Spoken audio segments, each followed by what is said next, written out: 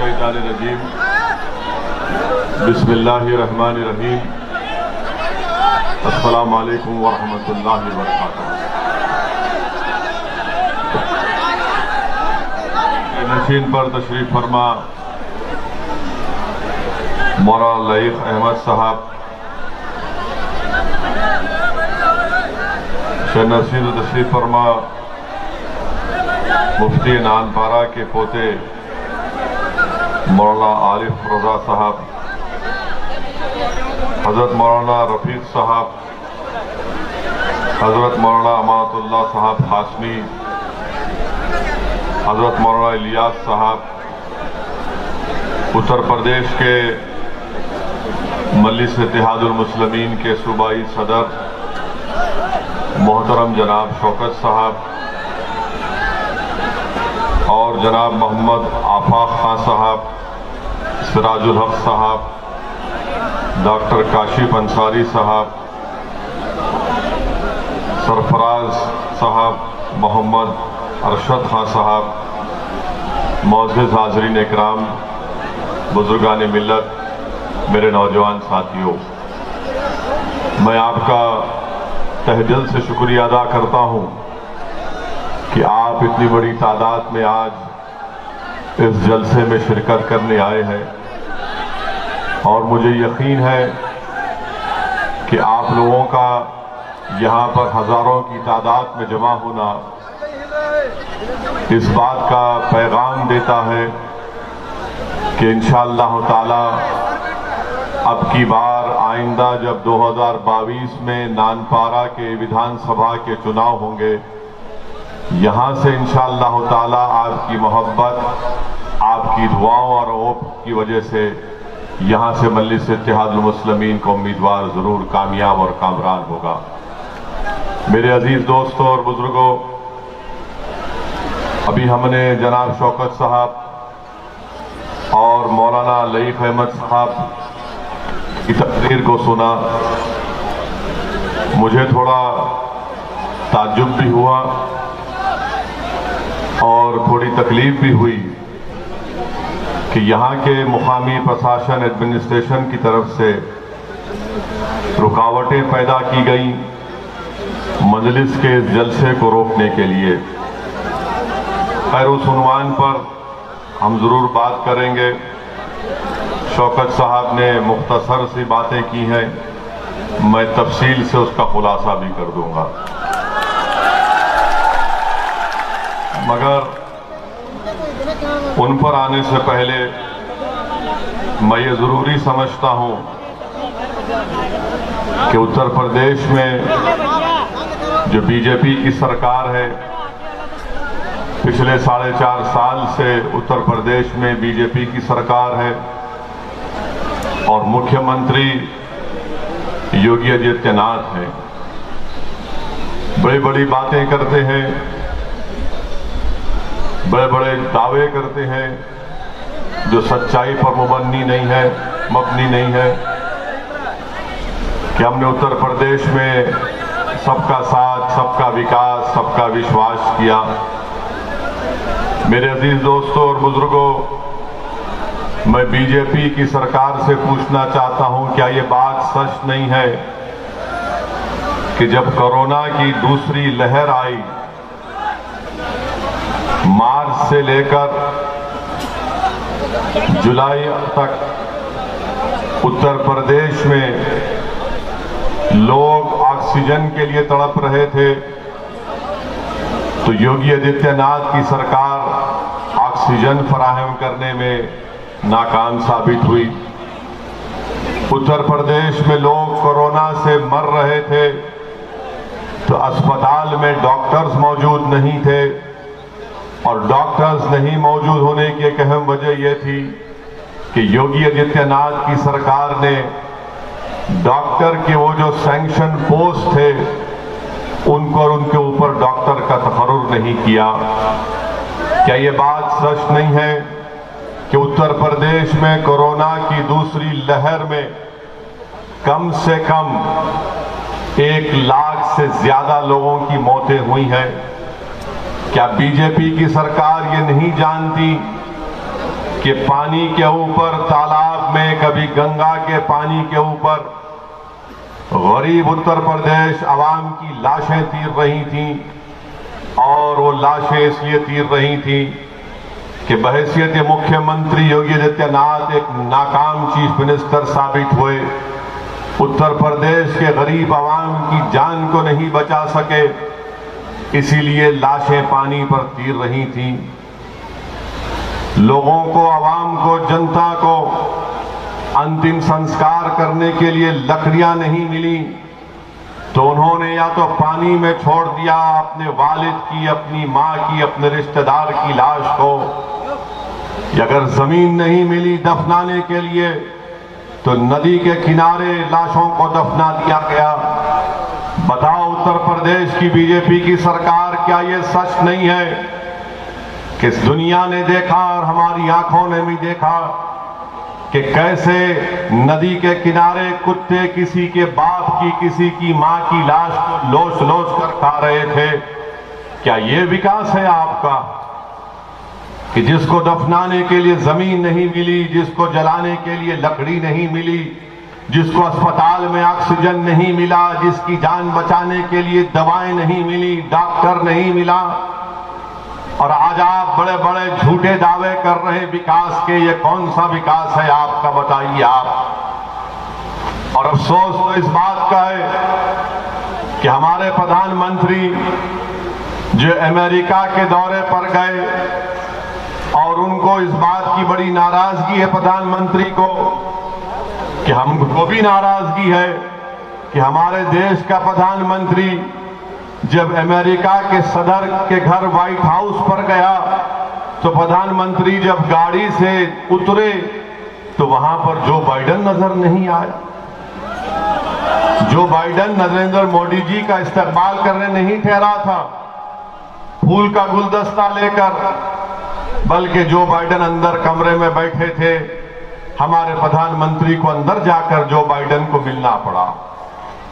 प्रधानमंत्री अमेरिका के दौरे से वापस जैसा ही उतरे, रात में 8:45 पर पार्लियामेंट की नई बिल्डिंग को देखने चले गए और जाकर बड़ा तफसीली मायना किया, घूर घूर कर देखा बिल्डिंग कितनी बड़ी बन रही है, क्या काम हो रहा है।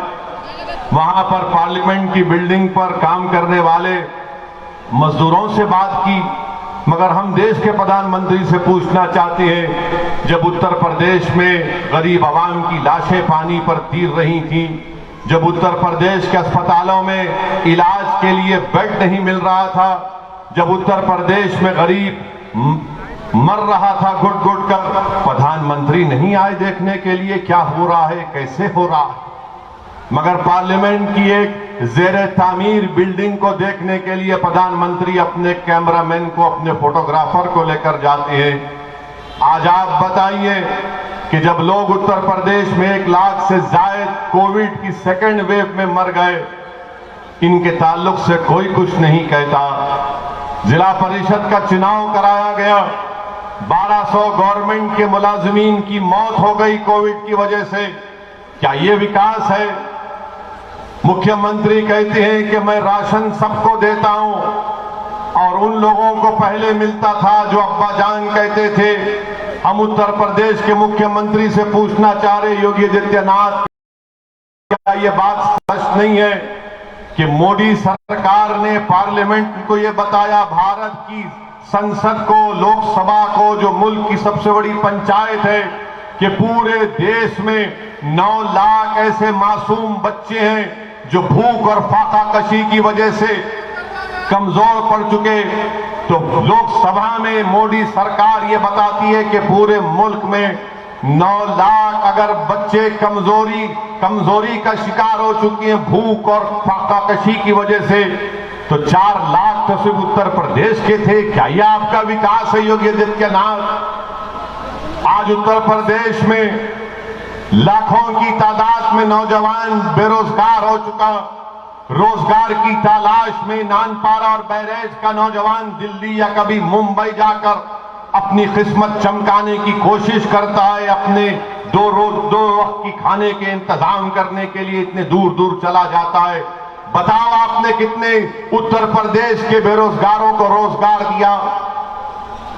और खुद असेंबली में योगी सरकार के मंत्री कहते हैं कि उत्तर प्रदेश में 33 लाख बेरोजगार नौजवानों के नाम लिखे गए जिनको नौकरी की जरूरत है। रोजगार किसको मिला?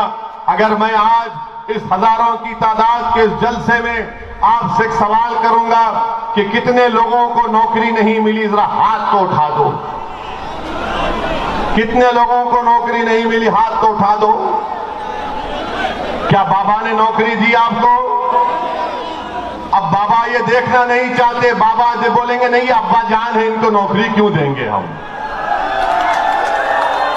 नौकरी तो सबको चाहिए ना, चाहे वो किसी मजहब का हो, किसी जात बरादरी का हो, मगर झूठ पे झूठ इतना कह जाते हैं कि नौकरी दे दी गई। अच्छा, फिर ये भी कहते हैं कि उत्तर प्रदेश में कोई दंगा फसाद नहीं हुआ, झूठ कहते हैं। क्या ये सच नहीं है योगी आदित्यनाथ कि 2019 का नेशनल क्राइम रिकॉर्ड ब्यूरो का डेटा कहता है, जो अमित शाह की मिनिस्ट्री के अंदर आता है, 2019 में 5000 से ज्यादा फिरकापरस्त वाकयात पेश आए।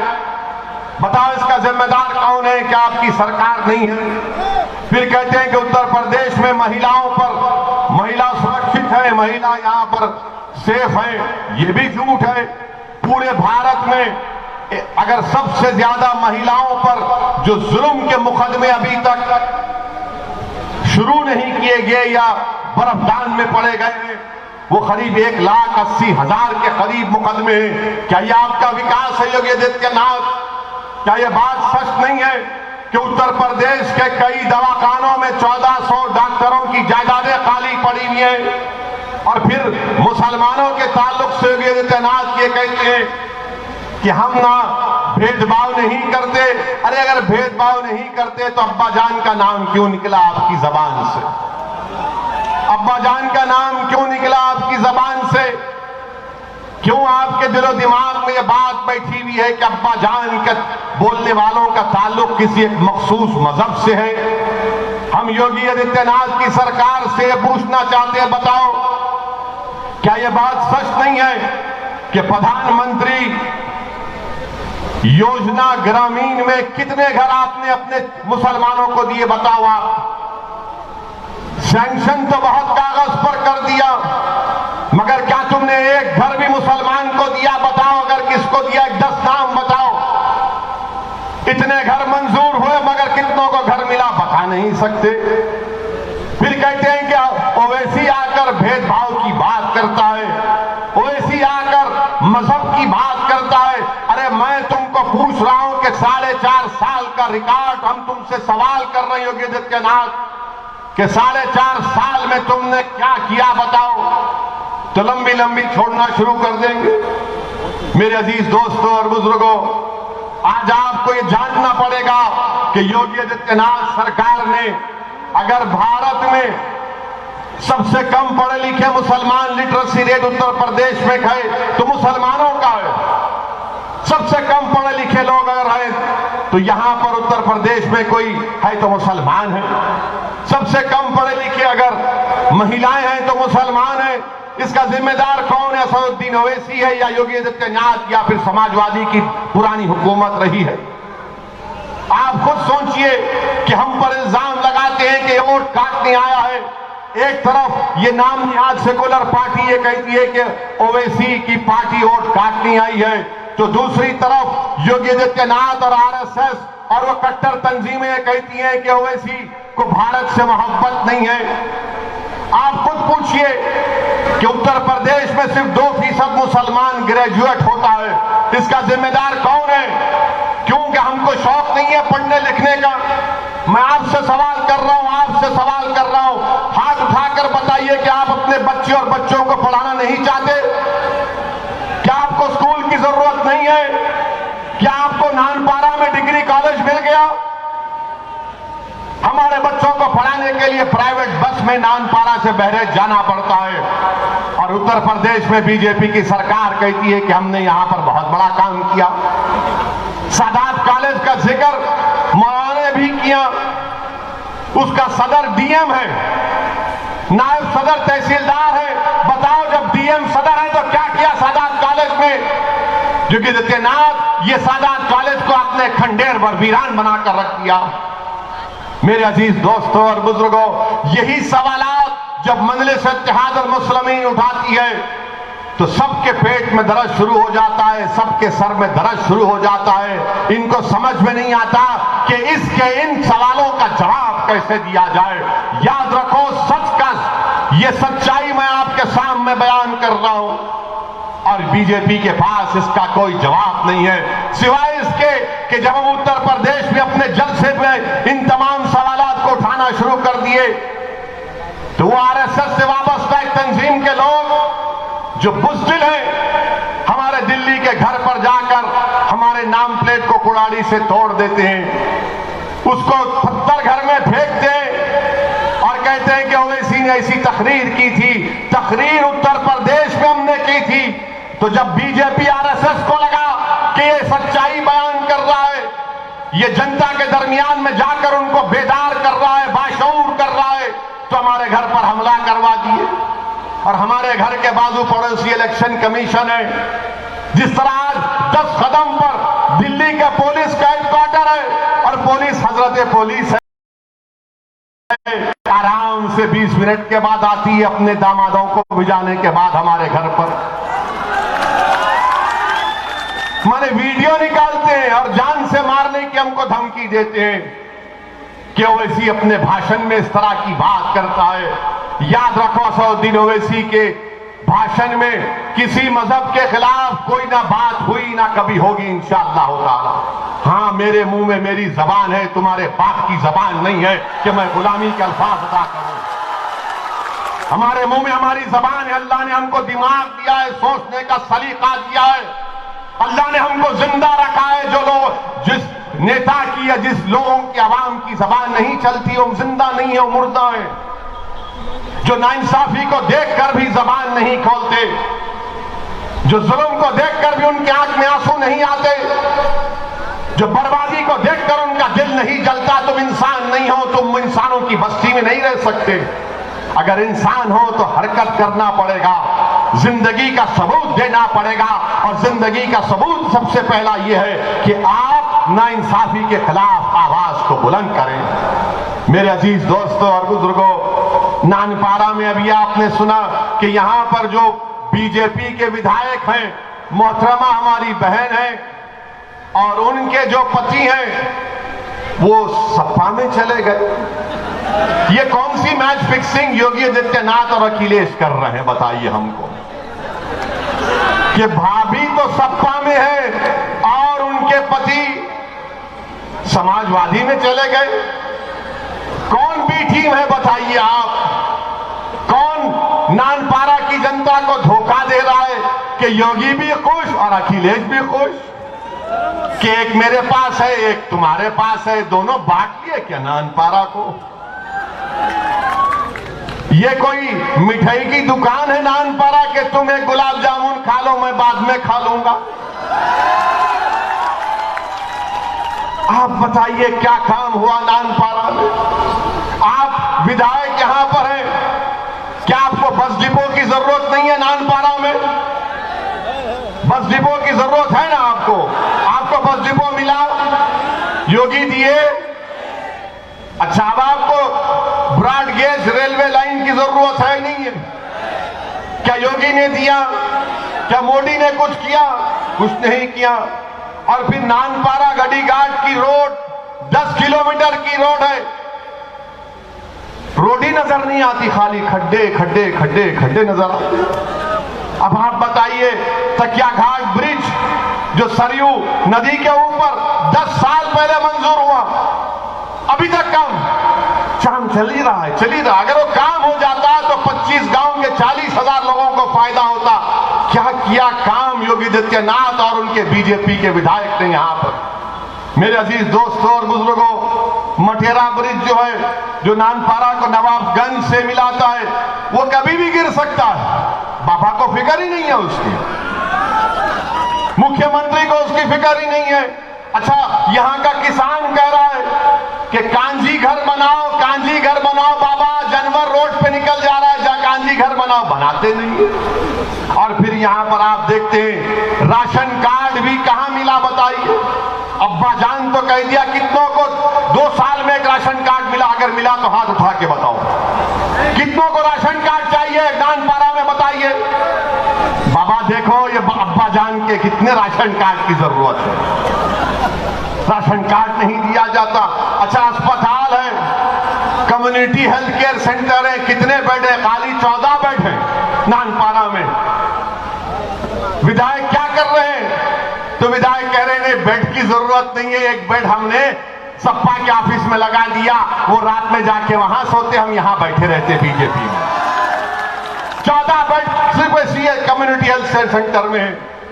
अच्छा यहां पर फिर आप जानते हैं असलम और नूर को, मैं जानता हूं असलम और नूर को, 14 महीने जेल में रखा गया उन असलम और नूर को। असलम चूड़ियां बेचते थे और नूर मच्छी बेचता था। बाबा की सरकार ने नेसे लगाया तो 14 महीने असलम और नूर को जेल में रहना पड़ा। आज वो असलम और नूर कसमपुरसी की आलम में अपनी जिंदगी को गुजार रहे। ये आपके नानपारा के मसाइल हैं। मेरे अजीज दोस्तों और बुजुर्गों, मैं आपसे अपील करने आया हूं, आपसे गुजारिश करने आया हूं कि अब की बार आपको पूरे एतमाद के साथ और बेखौफ होकर मजलिस इत्तेहादुल मुस्लिमीन के उम्मीदवार के हक में अपने वोट का इस्तेमाल करना है। डरने और घबराने की जरूरत नहीं है। लोग बहुत से आएंगे, आज हमारा जलसा हो गया, आज हमारा भाषण हो गया, तो हमारे यहां जाने के बाद कल से ये जो कौम और मिल्लत के दल्लाल हैं, जिसको दल्ले कहते हुए आएंगे यहां पर, वो आकर बोलेंगे कि ओवैसी जज्बाती बात करता है। ओवैसी की बात में नहीं आना, एक होकर वोट दोना। अरे एक होकर ही तो वोट दिए थे ना सपा को। यहां का एमपी कौन सी पार्टी का है? कौन सी पार्टी का है? बीजेपी का है ना। अब मैं आपसे सवाल कर रहा हूं, आप तमाम से भी जो वहां और यहां खड़े, ये पुलिस ने दीवार खड़ा कर दी। इंशाअल्लाह ताला जब विधानसभा का चुनाव होगा तो मैदान में जलसा होगा और लाखों लोग होंगे इंशाअल्लाह ताला। अच्छा आप बताइए कि आपने बीजेपी को वोट दिया है पार्लियामेंट के इलेक्शन में? दिया आपने नहीं दिया? अरे शर्माओ नहीं, डरने की जरूरत नहीं है, दिया आपने। अरे ऐसा तो करो, फिर कैसे जीता? कैसे जीता बताइए ना। कि हमने आपको आकर कहा था कि हमारे अजीनात आकर आपको कहे थे, तो मालूम हुआ कि जो सपा का वोटर है वो बीजेपी के मोदी के साथ बैठकर चाय पी रहा था। आपका वोट आपने तो दिया बीजेपी को रोकने के लिए, मगर बीजेपी कैसे जीत जाती है? मेरे अजीज दोस्तों और बुजुर्गों, ये हकीकत है जिस पर आपको गौर करना है। लोग बहुत से आएंगे और आकर कहेंगे कि असदुद्दीन ओवैसी जज्बाती तकरीर करता है, नौजवान उसकी तकरीर से खुश हो जाते हैं। मैं आपको बताना चाहता हूं कि मैं यहां पर अपनी अना की तस्कीन के लिए नहीं आया हूं, ना कभी आऊंगा। मैं यहां पर अपनी मकबूलियत के झंडे गाड़ने के लिए हरगिज नहीं आया हूं।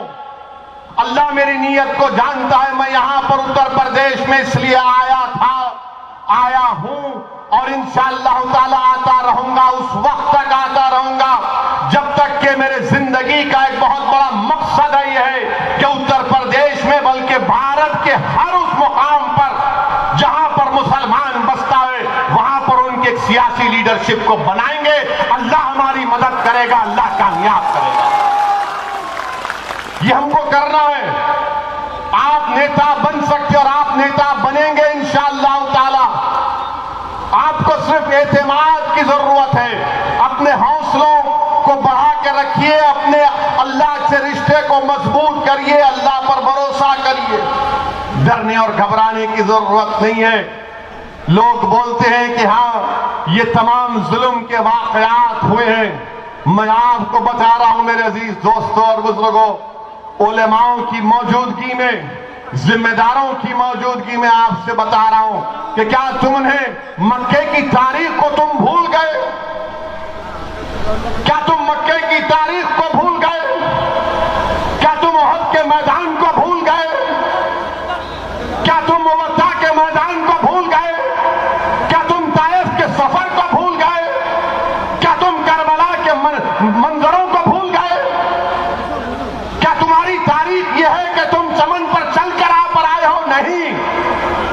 हम यहां पर खाक और खून के दरियाओं से गुजर कर आए हैं।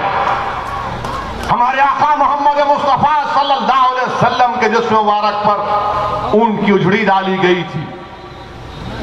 ताइफ के सबर में रसूलुल्लाह सल्लल्लाहु अलैहि वसल्लम पर पत्थर बरसाए गए थे, अपने मुबारक खून में लहूलुहान हो गए। रसूलुल्लाह सल्लल्लाहु अलैहि वसल्लम से काबे के सहन में दस्तराजी की गई। सिद्दीक़ अकबर को मारा गया, इतना मारा गया कि चेहरा नजर नहीं आता था। क्या तुम भूल गए हजरत बिलाल के जुल्म को कि रेत पर लिटाकर गरम गरम पत्थर उनके सीने पर रख दिए जाते? क्या तुमने हजरत सुमैया की शहादत को भूल गए कि हामिला थी और जालिम ने नेज़ा मार दिया? क्या तुमने उहद के मैदान में दंदाने मुबारक की शहादत को भूल गए? क्या तुमने उहद के मैदान में अमीर हमजा की शहादत को भूल गए कि जिस्म पर कफन भी रखा गया तो पैर नजर आते तो कभी हाथ नजर आता? क्या तुमने बदर के उमर नजारों को भूल गए? क्या तुमने करबला में नवासे रसूल की शहादत को भूल गए? क्या तुमने दरियाए फरात के किनारे जो अहले बैत का खून लाल हुआ उनकी कुर्बानियों को भूल गए? तो फिर डरना किस बात का? याद रखो, इस दीन की बुनियादों में हमारे बुजुर्गों का खून है। ये दीन अगर कायम है तो बासलम बरदार ने इसमें कुर्बानी दी है। दीन खुलफाए राशिदीन ने शहादत दी है। तो डरने की जरूरत नहीं है। अगर कोई आकर कहेगा कि डरना है, नहीं डरेंगे इंशाअल्लाह ताला। अगर कोई इस दुनिया में पैदा होता है अपनी मां की कोख में 9 महीने, अगर कोई बच्चा और बच्ची रहती है तो वो अपना रिस्क, अपनी जिंदगी अल्लाह उसको लिख कर भी जाता है। कोई मेरी जान नहीं ले सकता उस वक्त तक जब तक कि अल्लाह में फैसला ना कर ले कि फुला वक्त पर असदुद्दीन ओवैसी मरेगा तो असदुद्दीन ओवैसी मरेगा। अगर अल्लाह कहेगा कि लाखों लोग असदुद्दीन ओवैसी के खिलाफ हो जाए तब भी वो नाकाम साबित हो जाएंगे तो भी वो अल्लाह करता है। मेरे अजीज दोस्तों और बुजुर्गों, मैं ये इसलिए आपसे कह रहा हूं कि अपनी हिम्मतों को बुलंद रखिए। अगर हिम्मतें हैं तो उसको और मजबूत करिए। डर और खौफ को, गैर यकीनी कैफियत को अपने करीब आने मत दीजिए। ये मुल्क हमारा है, ये मुल्क हमारा है, याद रखो। इस मुल्क की आजादी के लिए हमारे बुजुर्गों ने अपना खून पसीना बहाया, अपनी जानों को कुर्बान कर दिया, माल्टा की जेलों में सजा काटी, काला पानी की सजा काटी अल्लामा फजल खैराबादी रहमतुल्लाह अलैह ने।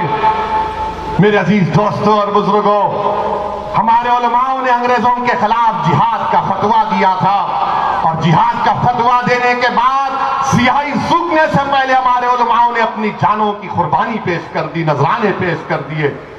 दिल्ली से लेकर मौजूदा पड़ोसी मुल्क का जो रास्ता है उन पेड़ों पर हमारे उलमाओं की 1 लाख लाशें लटकी हुई थी।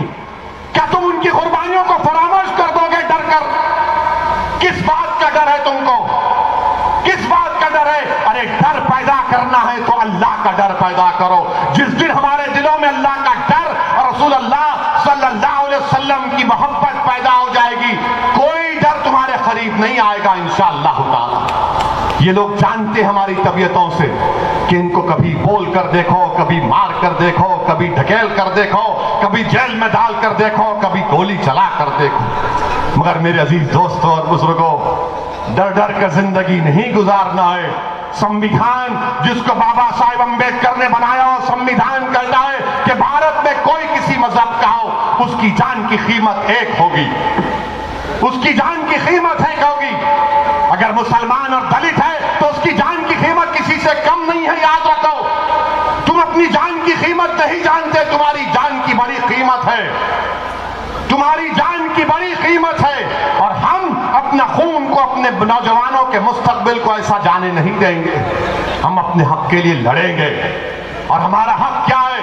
मैं ये नहीं कह रहा हूं कि आसमान से हम तारे तोड़ कर लाएंगे या चांद से मट्टी लाएंगे। हम सिर्फ यही कह रहे कि नानपारा की सरजमीन पर मंदिर का परचम लहराएगा, उत्तर प्रदेश में मंदिर का परचम लहराएगा, उत्तर प्रदेश की विधानसभा में मंदिर के मेले कामयाब होकर विधायक होकर जाएंगे। और जब जाएंगे तो उत्तर प्रदेश की विधानसभा जो बरसों से तड़प रही है, मजलूम आवाज सुनने के लिए। उत्तर प्रदेश की विधानसभा जो हमारी मां और बहनों के रातों की नींद जिनकी हराम हो चुकी है, उनको रातों में आराम से नींद आने के लिए उत्तर प्रदेश की विधानसभा के दरो दीवार तड़प रहे कि मजलूमों की आवाज सुने। इंशाअल्लाह ताला अब के असेंबली चुनाव में उत्तर प्रदेश की विधानसभा में ये मजलिस के उम्मीदवार जीत कर जाएंगे, मजलूमों की आवाज बनेंगे। अगर जालिम होगा हुक्मरान तो जालिम की आंखों में आंखें डालकर कहेंगे कि अब नाइंसाफी नहीं बर्दाश्त की जाएगी, अब हिस्सेदारी की बात होगी। हम अपना हिस्सा लेकर नानपारा को उत्तर प्रदेश की सबसे बेहतरीन विधानसभा बनाएंगे इंशाअल्लाह ताला। क्या आप हमारा साथ देंगे? क्या आप हमारा साथ देंगे? क्या आप हमारा साथ देंगे? क्या आप तमाम मिलकर वोट देंगे? क्या सब मिलकर पतंग के निशान पर बटन दबाएंगे? तो लगाओ मेरे साथ नारा मिलकर, नारे तकबीर, नारे तकबीर। आवाज में दम है मगर लखनऊ तक योगी के कान तक नहीं पहुंचा। वरना बोलेंगे अब्बा जान की आवाज नहीं आई। जब अब्बा घर में पुकारते तो पूरा घर हिलता नहीं हिलता? हिलता है ना। तो मेरे अजीज दोस्तों, वो आवाज आपको वोटिंग के दिन निकालना, जबान से नहीं अपने इस उंगली से दबाकर मशीन पर पतंग का निशान जहां नजर आएगा बटन दबा दबा कर आप मजलिस को कामयाब करेंगे। ये कामयाबी आपकी होगी, ये कामयाबी आपके इत्तेहाद की कामयाबी होगी, ये कामयाबी आपके सियासी शऊर की कामयाबी होगी, ये कामयाबी मुस्तकबिल में नाइंसाफियों के खात्मे की कामयाबी होगी इंशाअल्लाह। मेरे अजीज दोस्तों और बुजुर्गों, अब दूसरी बात जो मैं आपके सामने अर्ज कर रहा हूं, अभी जो हमारे मौलाना ने कहा कि किसी एक बड़े पुलिस के ऑफिसर ने मौलाना से कहा कि क्यों मजलिस का इलेक्शन लड़ रहे, ये मन नहीं कहना चाहिए, ये हरगिज नहीं कहना चाहिए था। पुलिस का काम ये नहीं है। अगर आप ऐसा बोलेंगे तो हम इलेक्शन कमीशन को लेटर लिख देंगे, लेटर लिखकर कहेंगे कि आप जब यहां पर रहेंगे तो आज चुनाव फ्री एंड फेयर नहीं होगा। और इलेक्शन कमीशन सब सुनता है, देखता है। तो ये नहीं करना चाहिए। हमारा भाषण होगा, अब क्या करेंगे, योगी आए तो लोगों को पकड़ पकड़ के लाना पड़ता कि एक पाकिट लो खाने की और आओ बैठो सुनो। अच्छा, आपको किसी को पैसा दिया गया आने के लिए? किसी को बिरयानी दी गई? क्यों आए थे? क्यों आए? अरे जोर से बोलो। अरे जब प्यार किया तो डरना क्या? जोर से बोलो क्यों आए? सुन लो सर, ये आते हैं, हम इनके दीवाने, ये हमारे दीवाने। और ये मोहब्बत जो है ना, ये कोई दौलत की बुनियाद पर ये मोहब्बत कायम नहीं हुई। कायम हुई क्या दौलत की बुनियाद पर? ये मोहब्बत इस बुनियाद पर कायम हुई है जिसको रब्बे करीम ने कलमे की बुनियाद पर इस रिश्ते को जोड़ दिया। और इंशाअल्लाह ताला ये मोहब्बत और रिश्ता सुबह क़यामत तक जारी रहेगा। आप हमारे लिए दुआ करते रहिए कि आपने जो हम पर भरोसा किया हम उस पर पूरा उतर सकें, हम आपके भरोसे को शर्मिंदा ना होने दें इंशाअल्लाह ताला। और पुलिस से भी कहना चाहूंगा, अपना आप काम करिए। आपको अपने हमारे आपके काम में ताउन की जरूरत है तो हम हाजिर हैं, हम ताउन करेंगे। मगर ये बोलना मौलाना को कि ये क्यों कर रहे, वो क्यों कर रहे, भारत का संविधान आपसे बड़ा नहीं है, ना मुझसे बड़ा है, ना योगी से बड़ा है, ना मोदी से बड़ा है। भारत के संविधान के तहत सबको काम करने की इजाजत है। हम अपना काम कर रहे हैं, आप अपना काम करो। जेल में डालना चाहते डाल दो, आप जेल में कितनों को डालेंगे? उत्तर प्रदेश की जेलों में 27% अगर है जेल में तो मुसलमान, कितनों को सजा होती है? सिर्फ 4 या 5% लोगों को सजा होती है। क्यों डाला जाता है जेल में? हाँ, अगर जेल में डालना है तो गोरखपुर में एक शख्स को होटल में गोली मार दी गई। हम बाबा से पूछना चाहते हैं, बाबा गोरखपुर में गोली मार दी गई और आप सिर्फ 3 लोगों को अरेस्ट करेंगे? एक को गोली मार दी गई तो उससे कह रहे हैं उसकी हमारी बहन से जो बेवा हो चुकी है कि 10 लाख ले लो, नौकरी ले लो। क्या किसी को गोली मारकर कहेंगे कि 10 लाख ले लो, नौकरी ले लो, तो कितने लोग तैयार होंगे? क्या एक इंसान की जान की कीमत 10 लाख हो सकती है? कोई पत्नी अपने पति की जिंदगी को 10 लाख में कबूल करने के लिए कोई तैयार नहीं हो सकती। हम योगी आदित्यनाथ की सरकार से कह रहे हैं कि आपकी हुकूमत ये ठोक दो की पॉलिसी छोड़ दो, ये ठोक दो की पॉलिसी छोड़ दो। जब से योगी आदित्यनाथ ने उत्तर प्रदेश की विधानसभा में खड़े होकर कहा था कि ठोक देंगे, देखो ठोक दिया गया है। एक हमारी बहन बेवा हो चुकी है, बच्चे यतीम हो चुके हैं आपके गोरखपुर में। मेरे अजीज दोस्तों और बुजुर्गों, इन बातों पर आपको गौर फिक्र करना है। अब तीसरी और अहम बात की है, टाइम है ना? कब तक टाइम दिए? टाइम है ना? वरना फिर आपको ले जाएंगे। आप जाने तैयार हैं ना? ठीक है, हम बोलकर चले जाते हैं, जाएंगे। मेरे अजीज दोस्तों और बुजुर्गों, मैं आपसे अर्ज कर रहा था कि मजलिस पर इल्जाम यह लगाया जाता है कि मजलिस लड़ती है तो मुसलमानों के वोट को डिवाइड करती है। हमने आपसे पूछा कि पार्लियामेंट के इलेक्शन में क्या आपने बीजेपी को वोट दिया, तो आप तमाम ने कहा कि नहीं दिया। क्या पार्लियामेंट के चुनाव में मजलिस का कोई उम्मीदवार था, कैंडिडेट था? नहीं था। तो कैसे बीजेपी जीत गई यहां से? क्या पार्लियामेंट के चुनाव में, सांसद के चुनाव में बीएसपी और सपा ने मिलकर चुनाव नहीं लड़ा? तो फिर आखिर क्या वजह है कि 15 सीट जीत पाए सपा और बीएसपी वाले? हम तो मौजूद नहीं थे, तो मालूम हुआ कि मुसलमान तो वोट दिया सपा और बीएसपी को, झोली भर भर के दिया, मगर जो सपा और बीएसपी का जो हिंदू वोटर था, जो हमारा हिंदू भाई है, उसने कहा कि मोदी को वोट देंगे।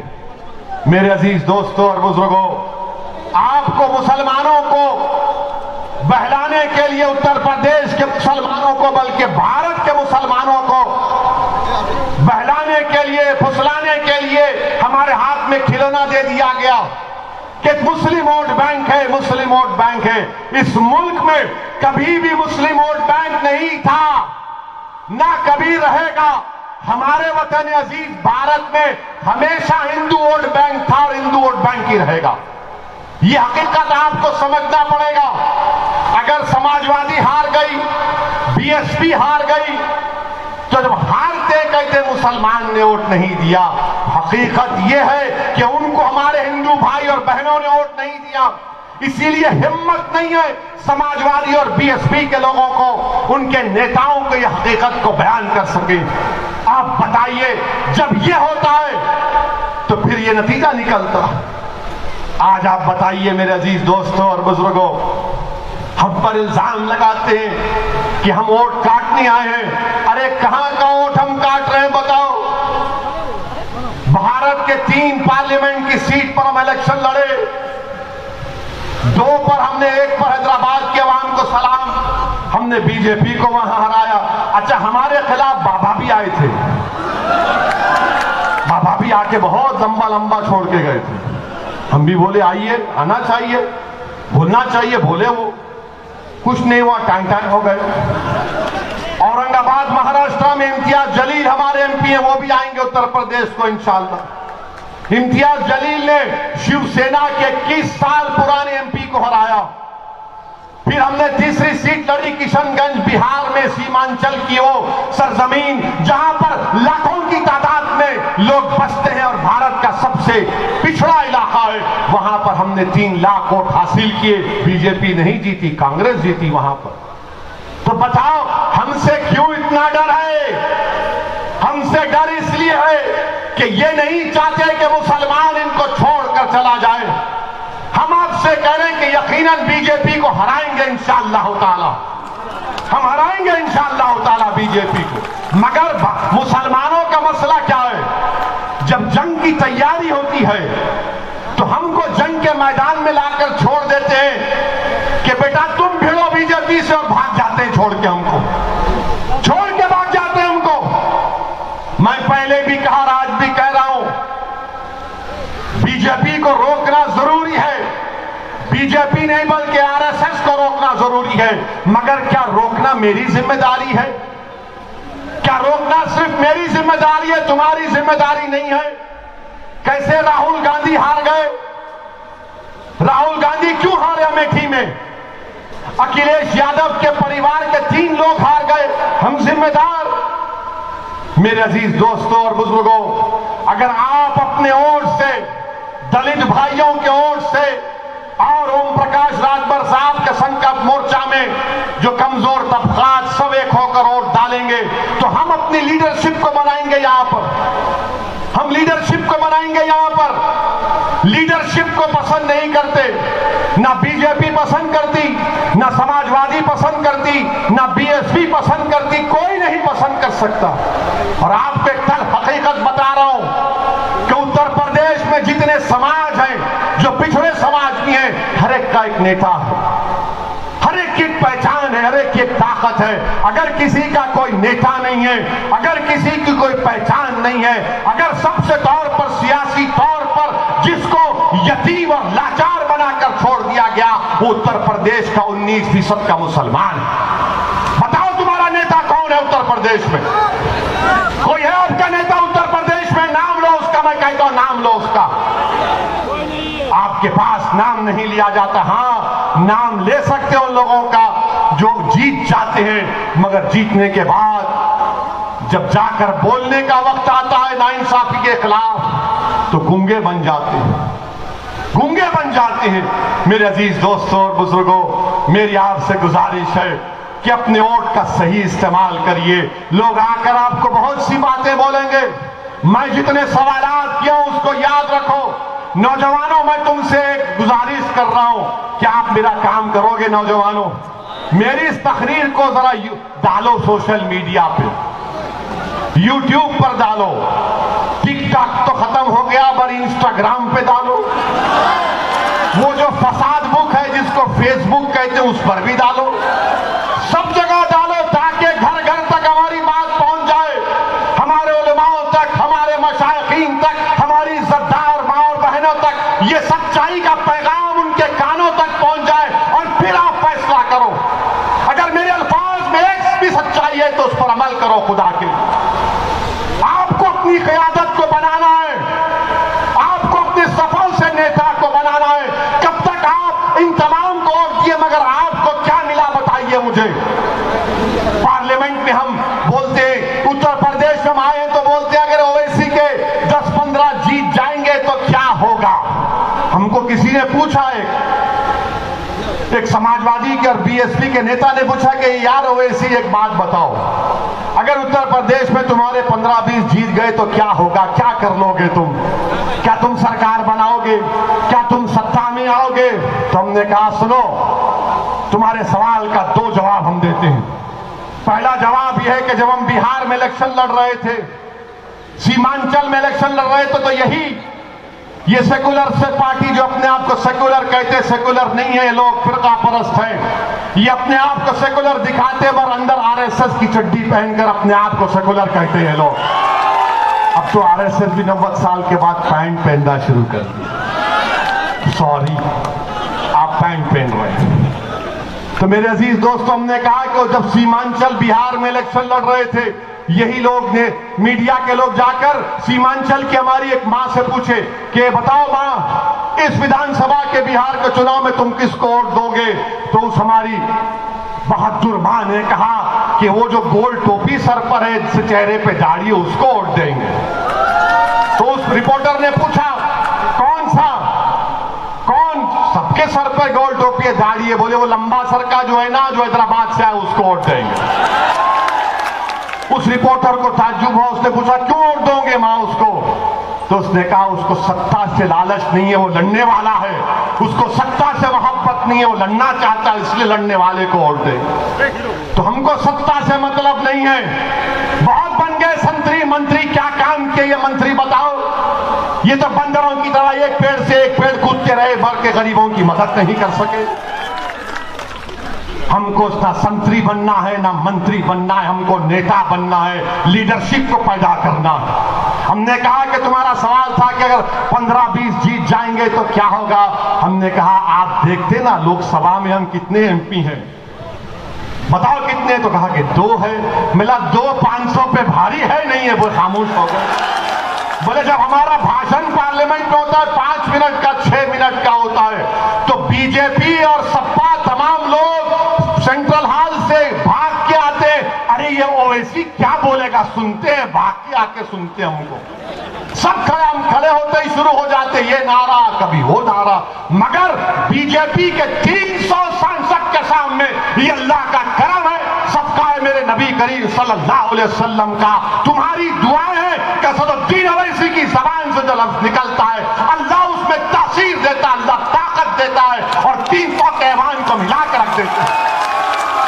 मेरे अजीज दोस्तों बुजुर्गों, अगर आपकी जमात के उम्मीदवार 15-20 जीत कर जाएंगे तो उत्तर प्रदेश की विधानसभा में रोज आवाज आएगी नानपारा तक। लखनऊ की विधानसभा में जो पुकारेगा तुम्हारा विधायक कि नानपारा में तरक्की होनी चाहिए, तो उसकी पुकार, उसकी चीख, उसकी तड़प की आवाज तुमको नानपारा में सुनाई देगी। मैं आपको इस बात का वादा करता हूं इंशाअल्लाह ताला। ये लीडर हमको पैदा करना है, ऐसे नहीं चाहिए नहीं अखिलेश क्या बोलेंगे, बहन जी क्या बोलेगी। हम पार्लियामेंट में कई इनके सांसदों को बोले तुम बोलो ना, बोले नहीं नहीं नहीं। एक को तो हम लिख कर दिए, अच्छा लिख के देते हैं बोल दो। वो देखकर बोला कि यार अब हम जब बोलेंगे तो बोलेंगे, तू तो ओवैसी के अल्फाज बयान कर रहा है, बोलते भी नहीं है ना कोई हरकत करते हैं, हमेशा बोलते सेक्युलरिज्म सेक्युलरिज्म। ये क्या सेक्युलरिज्म, कहां का सेक्युलरिज्म है? जो भारत के संविधान में सेक्युलरिज्म है उसको मानता हूं और जिंदगी भर मानता रहूंगा, मगर जो सियासी सेक्युलरिज्म है मैं अपनी जूती पर रखता हूं उसको। जो सियासी सेक्युलरिज्म है वो धोखे का है, वो फरेब का सेक्युलरिज्म है, उसमें कोई दम नहीं है, कोई दम नहीं है। आप बताइए कानपुर में एक मंसूरी बिरादरी का शख्स अपनी 10 साल की बच्ची के साथ जा रहा है और धर्म के उसने अपना मजहब तब्दीली के बारे में बात की तो उसको पीटा जा रहा है। सोचो थोड़ी देर के लिए नानपारा के गयूर नौजवानों कि तुम बाप हो, वो तुम्हारी बेटी तुमसे लपेट कर रो रही है कि मेरे अब्बा को मत मारो, मेरे अब्बा को मत मारो, तो पुलिस की मौजूदगी में उस बच्ची के सामने उसके बाप को पीटा गया। बताओ क्या है फिर ये? क्या मेरी पेट में औलाद नहीं है? क्या मुझे तकलीफ नहीं होती उन नजारों को देखकर कि मैं इतना बेबस हो चुका हूं कि अपनी बेटी के सामने मुझे जलील और रुस्वा किया जा रहा है? कब उठोगे आप बताओ? ये करवट लेने का वक्त है, याद रखो।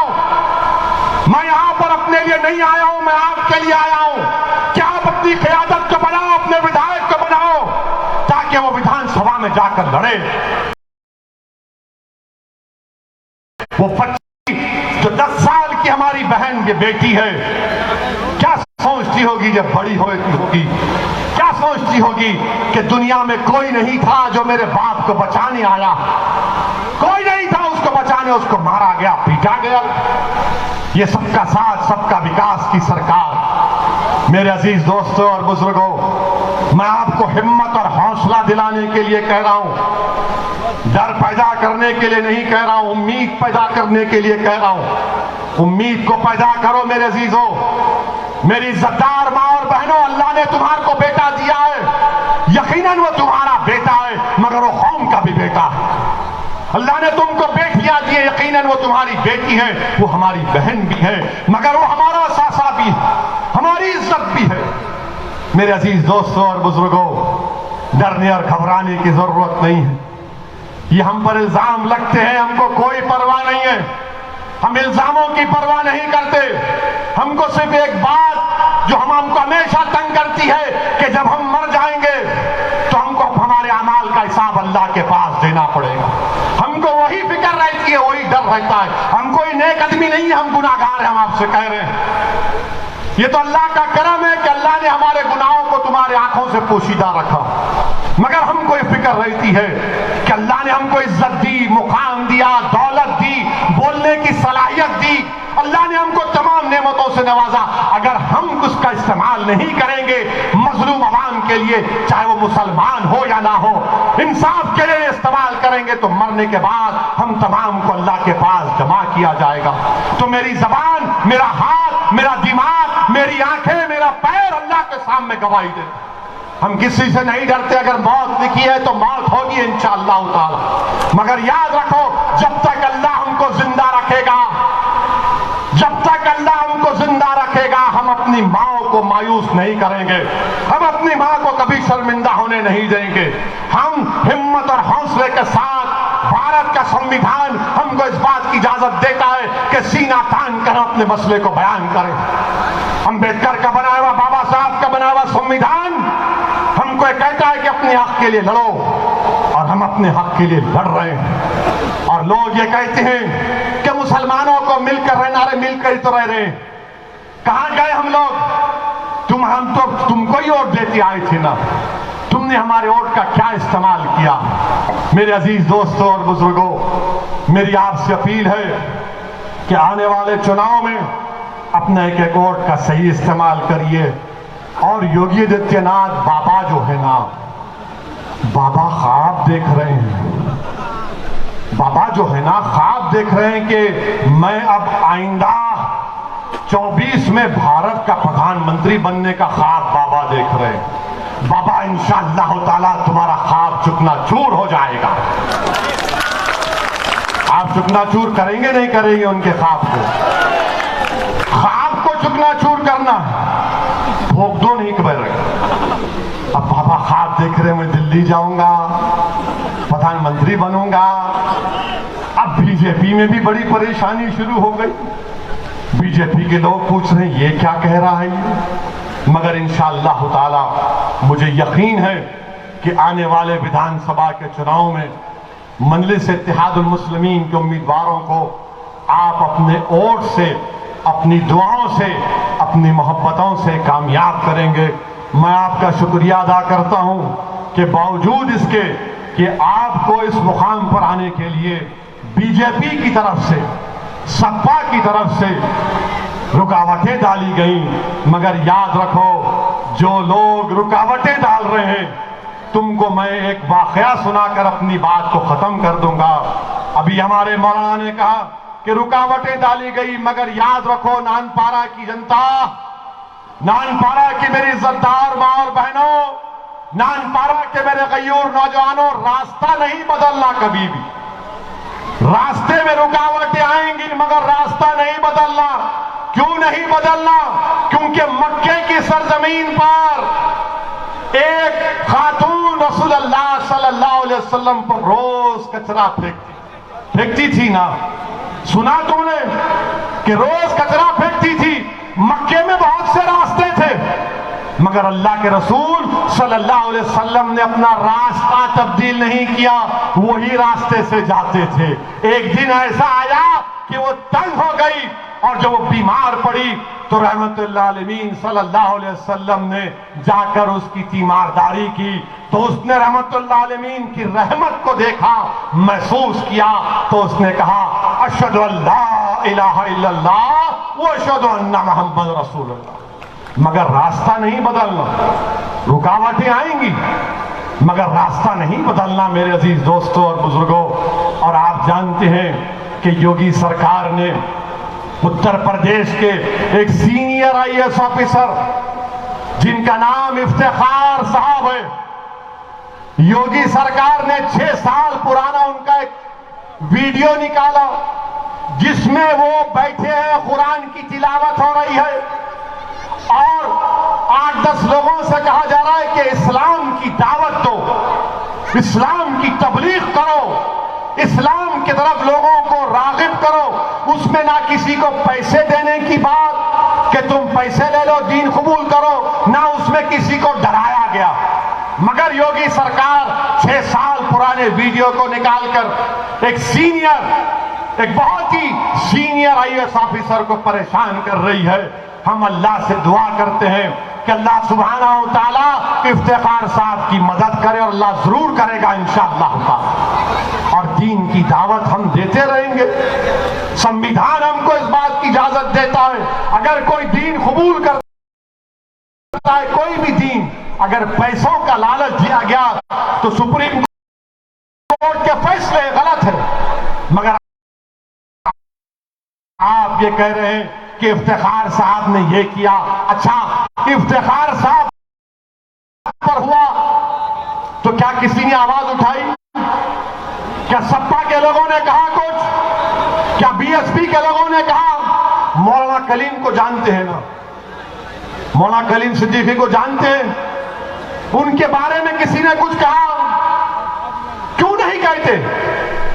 इसलिए नहीं कहते कि अगर इफ्तिखार और कलीम के बारे में कहेंगे तो दूसरे नाराज हो जाएंगे, दूसरों की नाराजगी मोल लेना नहीं चाहते और हमारी तकलीफ और नाइंसाफी के खिलाफ आवाज नहीं उठाना चाहते। मेरे अजीज दोस्तों, बुजुर्गों, इसीलिए मैंने कहा यह सियासी सेकुलरिज्म को मैं जूती पर रखता हूं। जो संविधान का सेकुलरिज्म है उसको सलाम करता था और सलाम करता रहूंगा। मुत्तहिद रहिए, इत्तेहाद पैदा करिए और नानपारा के हर पोलिंग बूथ पर अपनी ऑर्गेनाइजेशन को मजबूत करिए, हर पोलिंग बूथ पर अपनी ऑर्गेनाइजेशन बनाइए, मजलिस के मेंबर बनिए, ताकि जब चुनाव आएगा तो उम्मीदवार आप तमाम होंगे इंशाअल्लाह ताला। आप तमाम इंशाअल्लाह ताला मजलिस को कामयाब करेंगे। मेरा आपका फिर से आपको शुक्रिया अदा करता हूं।